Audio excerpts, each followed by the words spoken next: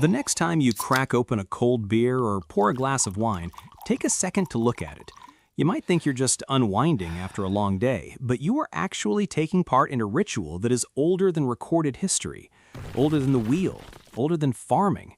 In fact, the urge to drink goes back so far it actually predates the human species. To find the true origin of alcohol, we have to rewind about 10 million years, deep into an African forest. Picture a small, early primate scavenging for food. It finds a piece of fruit that fell from the canopy days ago. The fruit is bruised, overripe, and sitting in the hot sun. According to a UC Berkeley biologist named Robert Dudley, who wrote a book called The Drunken Monkey, natural sugars in that fallen fruit had started to break down. Wild yeast crept in and fermentation kicked off. That fruit was actively producing ethanol. When our early ancestors ate that fermenting fruit, two things happened. First, they got a dense hit of calories, which was great for survival. Second, they got a little buzzed, and they liked it.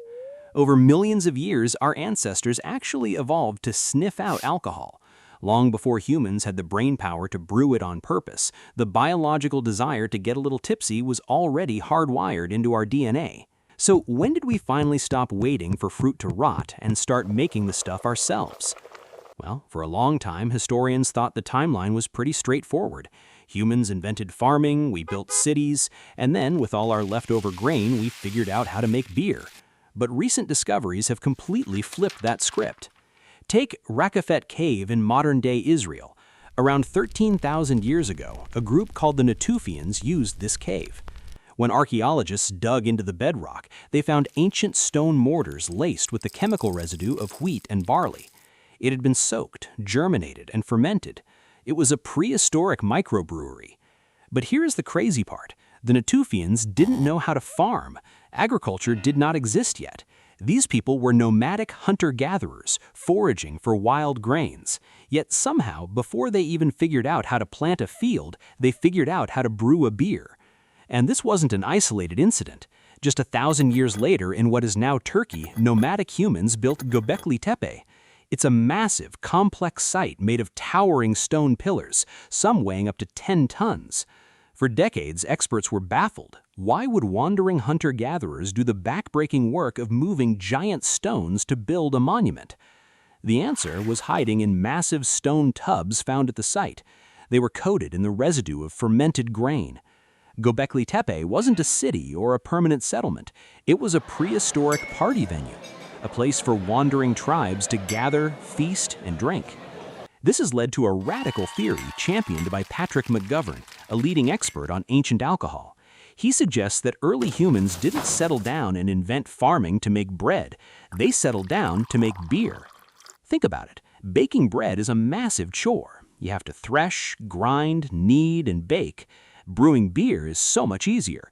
You literally just soak grains in water and let nature do the rest. The motivation to get a reliable buzz might have been the very thing that pushed humanity to plant the first crops. Once we got the hang of it, we got creative. Fast forward to 9,000 years ago in the Neolithic village of Jiahu in China. Archaeologists unearthed pottery jars containing the world's oldest confirmed alcohol recipe.